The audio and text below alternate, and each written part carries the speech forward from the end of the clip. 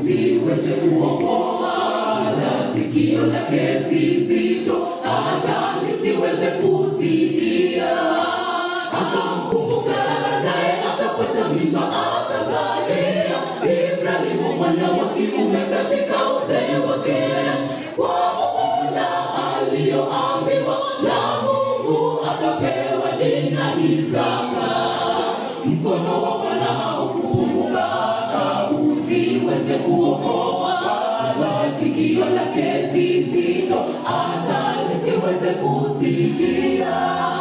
Akamkumbuka Sara naye akapata mimba akazalia Ibrahimu mwana wa kiume katika uzee wake, kwa muda aliyoambiwa na Mungu akapewa jina Isaka.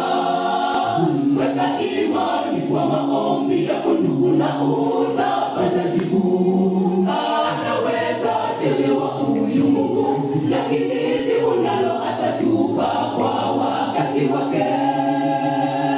Yupo jana, leo, kesho na hata milele. Tumwandame katika mambo yetu yote. Weka imani kwa maombi yako ndugu, na utapata jibu. Anaweza chelewa huyu Mungu, lakini jibu nalo atatupa kwa wakati wake. Yupo jana, leo, kesho na hata milele. Tumwandame katika mambo yetu yote.